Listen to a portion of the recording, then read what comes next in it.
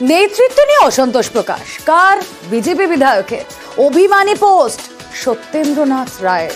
সেই পোস্ট আপনাদের সামনে। মণ্ডল সভাপতি মনোনয়ন নিয়ে ক্ষোভ বিধায়কের। মণ্ডল সভাপতিকে চেনেন না এমনটাই দাবি পোস্টে। দলের সিদ্ধান্তকে ধিক্কার জানান বিধায়ক। নেতৃত্ব নিয়ে অসন্তোষের কারণ কি? কথা বলবো আমাদের প্রতিনিধি সুজন সূত্রধর রয়েছেন সঙ্গে। সুজন,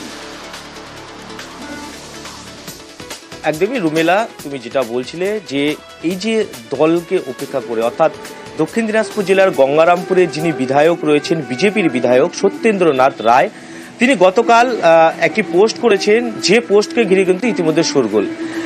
যেটা তোমাকে একটু জানিয়ে রাখি যে দক্ষিণ দিনাজপুর জেলা বিজেপির তরফে গতকাল মণ্ডল সভাপতি মনোনয়ন করা হয়েছে। যে মনোনয়নে তার লোক নেই, সেই অভিমানেই কিন্তু গতকাল তিনি একটি পোস্ট করেন। পোস্টে তিনি স্পষ্টভাবে লিখেছেন যে 41 নম্বর গঙ্গারামপুর বিধানসভার মণ্ডল সভাপতি করা হয়েছে, কিন্তু নির্বাচিত বিধায়কদের দলের কোনো মূল্য নেই। পাশাপাশি তিনি আরও লিখেছেন যে করদাহ ভিকারের মণ্ডল সভাপতি যাকে করা হলো তাকে তিনি চেনেন না এবং জানেন না। তিনি আরও লিখেছেন যে তিনি শুধু বিধায়ক নন, একজন দলের সংগঠক। দলের অত্যন্ত গুরুত্বপূর্ণ সংগঠকদের নাম দিয়েছিলেন মণ্ডল সভাপতি হিসাবে, কিন্তু দুর্ভাগ্য ডিআরও এবং জেলা সভাপতি যার কথা শুনে মণ্ডল সভাপতি করেছেন, গত বিধানসভায় তাকে হারানোর চেষ্টা করেছিল সেই ব্যক্তি। তিনি লিখেছেন তিনি ভীষণভাবে দুঃখিত, এই সিদ্ধান্তকে ধিক্কার জানিয়েছেন। তিনি আশা করছেন যে অভিমান রয়েছে সত্যেন্দ্রনাথ রায়ের মণ্ডল সভাপতি মনোনয়ন নিয়েই, তার ভেতরে ক্ষোভ। গঙ্গারামপুর বিধানসভার মণ্ডল কমিটি ঘোষণা করা হলো, একজনকে ওখানে মণ্ডল প্রেসিডেন্ট হিসেবে ঘোষণা করেছে জেলা প্রেসিডেন্ট। তাকে আমি ব্যক্তিগত চিনি না এবং জানি না।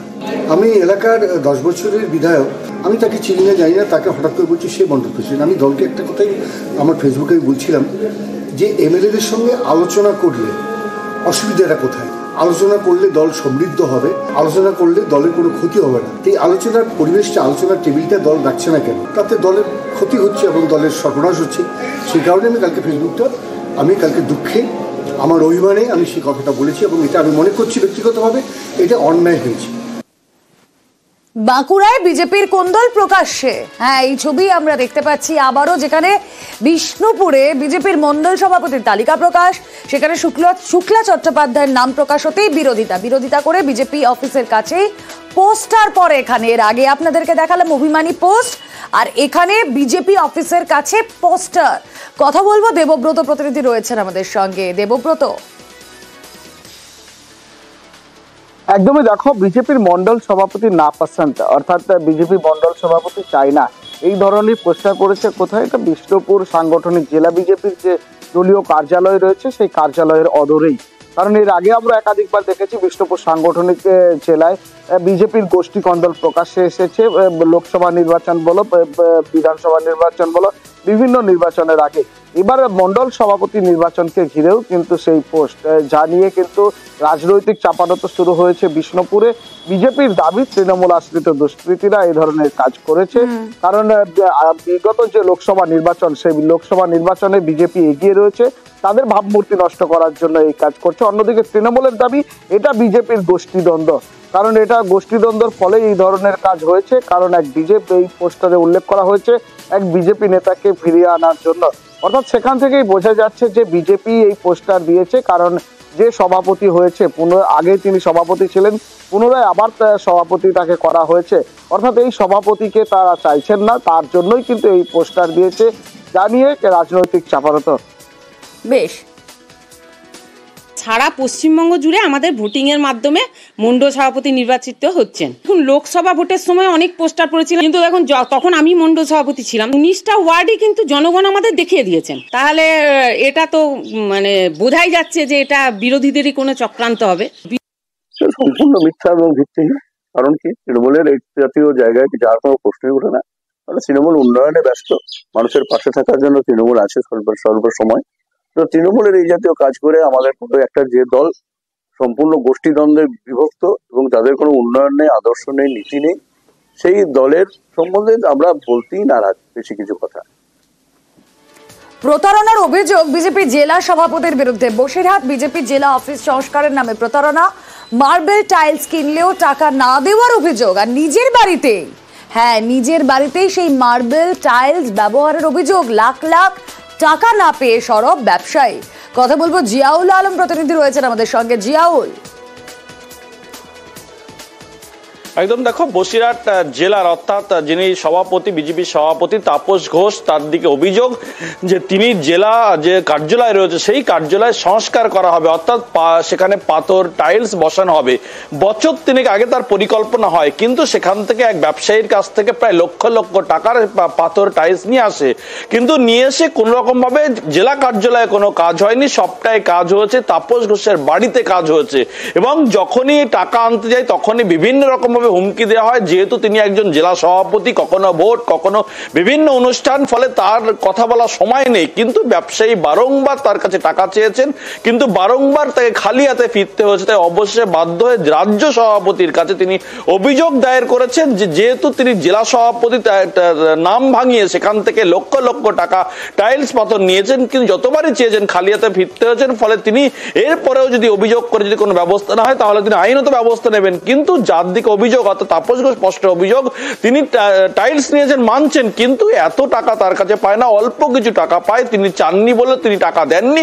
ফলে জানি ইতিমধ্যে রাজনৈতিক তর্ক বিতর্ক শুরু হয়েছে। শাসক দল ইতিমধ্যে বলা শুরু করেছেন যে শুধুমাত্র শাসক দল খাটনি খাওয়ার সঙ্গে যুক্ত। বেশ জিয়াউল, কত রকম চুরি, কত রকম চোরের কথা আমরা বলি। এবার দেখাবো স্যুট বুট পরা এক চোর। হ্যাঁ, এমন তার বেশের কারণ হচ্ছে যাকে কেউ চোর বলে মনে না করে, একেবারে ভদ্রবেশী চোর। স্যুট বুট পরে বিয়ে বাড়িতে চুরি করতে যায় সে, আর তার মাঝেই হাত সাফাই, আমন্ত্রিতদের সঙ্গে মিশে গিয়ে হাত সাফাই। সিসি ক্যামেরা বন্দি চোরের হাত সাফাই। কথা বলবো পার্থপ্রতিম রয়েছেন আমাদের সঙ্গে। পার্থপ্রতিম, চুরিতে যে তার একেবারে চুরিতে যে সে সিদ্ধ হস্ত তার বলার অপেক্ষা রাখে না, কিন্তু হঠাৎ করে এরম ভাবনা কেন, ভদ্র বেশে স্যুট বুট পরে চুরি করতে যাবে সে?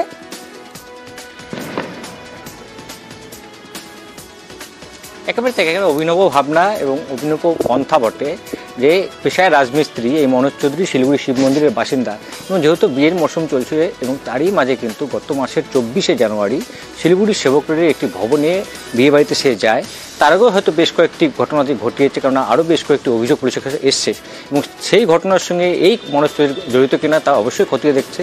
যে কথা বলছিলাম যে সেবক রোডের যে ভবনে যায় সেখানে যখন পুরো ভিড়ে ঠাসা বিয়ে বাড়ি, সেখানে স্যুট বুট পরে একেবারে মানে অতিথি বেশে সে হাজির হয় সেখানে, এবং সেখানে সেই বুফে সিস্টেমে খাওয়া দাওয়া করে, সেটার থেকে শুরু করে সব খাওয়া দাওয়া করে। আর এদিকে নেশার টানে পালালো ধৃত। নেশার টানেই পুলিশের জালে, আর পুলিশের চোখে ধুলো দিয়ে আদালত থেকে চম্পট, সেটাও কি নেশার টানে? কথা বলবো আমাদের প্রতিনিধি বিশ্বজিৎ মিশ্র রয়েছেন সঙ্গে। বিশ্বজিৎ, একেবারে নেশা মদ্যপ অবস্থায় কিন্তু এলাকায় অশান্তির জন্য গ্রেপ্তার হয়েছিল নেপালের বাসিন্দা বিকাশ কার্কি, এবং গত শনিবার তাকে শিলিগুড়ি মহকুমা আদালতে তোলে। তার কিন্তু নেশার যে উপদ্রব তার শরীরের মধ্যে দেখা দেয়, এবং তারপরে এই পুলিশের চোখে ধুলো দিয়েছে সে কিন্তু আদালত চত্বর থেকে পালিয়ে যায়। এবং পরবর্তীকালে দেখা যায় পুলিশ যখন তল্লাশি করে ফের নেশার টানে সীমান্ত পেরিয়ে যখন ফের পানি ট্যাঙ্কিতে ঢোকে, সেখানে কিন্তু গতকাল রাতেই ফের তাকে গ্রেপ্তার করা হয়। এই বিকাশ কার্কিকে আজ শিলিগুড়ি মহকুমা আদালতে তুললে পুলিশ আদালত কিন্তু তাকে জেল হেফাজতের নির্দেশ দিয়েছে। মূলত নেশার টানেই প্রথম অবস্থায় গ্রেপ্তার, নেশার টানেই সে আদালত থেকে পালায় এবং ফের নেশার টানে এসেই কিন্তু গ্রেপ্তার হলো। এবং গোটা ঘটনায় পুলিশের ভূমিকা নিয়ে প্রথম অবস্থায় কিন্তু প্রশ্ন উঠল, পরবর্তীকালে পুলিশ কিন্তু এই অভিযুক্তকে গ্রেপ্তার করে। আর মাটির নিচে খাজানা, নতুন বাড়ি তৈরি করতে মাটি খুঁড়তেই বেরিয়ে এলো 100 বছরের পুরনো সিন্ধুক। পশ্চিম মেদিনীপুরের দাসপুরের গোপীগঞ্জের ঘটনা। কথা বলবো, সুকান্ত প্রতিনিধি রয়েছেন আমাদের সঙ্গে। সুকান্ত,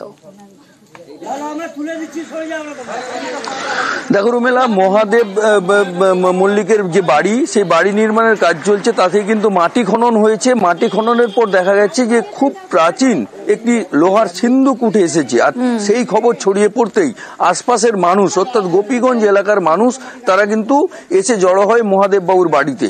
তাদের ধারণা ছিল যে প্রাচীন যুগের এই সিন্ধুক থেকে হয়তো অনেক গুপ্তধন পাওয়া যেতে পারে, কিন্তু তারপর যখন সেই মানে সিন্ধুক খোলা হয়, দেখা যায় যে ভিতরে কিচ্ছু নেই। এক কথায় হতাশ হয়ে ফিরে আসেন ওই এলাকার মানুষ। তারা ভেবেছিলেন অনেক পুরনো জিনিস, যেহেতু পুরনো সিন্ধুক, তাতে মণিমুক্ত বা কিছু ধনসম্পদ পাওয়া যেতে পারে, কিন্তু কিছুই মেলেনি। রুমেলা, বেশ,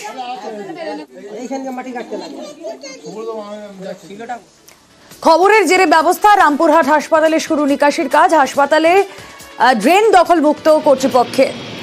গতকালই জল যন্ত্রণার খবর দেখাই আমরা, আর তারপরে নিকাশির কাজ শুরু। কথা বলবো অক্ষয়, প্রতিনিধি রয়েছেন আমাদের সঙ্গে। অক্ষয়, রামপুরহাট হাসপাতালে ড্রেনের জল ঢুকে এক্সরে মেশিন বিকল হয়ে গিয়েছিল, খবর আমরাই দেখিয়েছিলাম, আর তারপর কিভাবে তৎপরতা?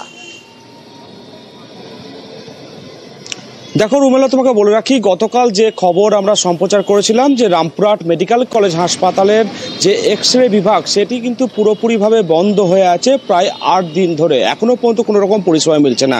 তার কারণ কি, হাসপাতাল চত্বরে যে ড্রেন, সেই ড্রেনের জল প্রবেশ করছে সেই এক্সরে রুমে।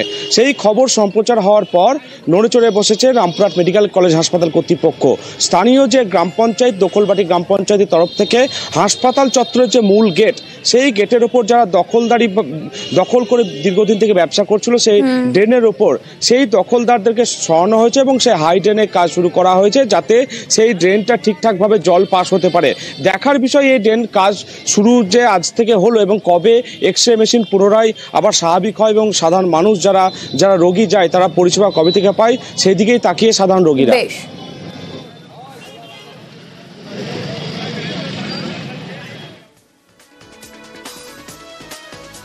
খবরের জেরে পার্ক সংস্কার, আর পার্ক সংস্কারে বরাদ্দ 18 কোটি। তিলাপাতনা পিকনিক স্পট সংস্কার, ছবি দেখাচ্ছি আপনাদের, যেখানে পার্ক সংস্কার হয়ে যাওয়ার পরেই চলছে দেদার পিকনিক। কথা বলবো দিগ্বিজয় রয়েছেন সঙ্গে। দিগ্বিজয়,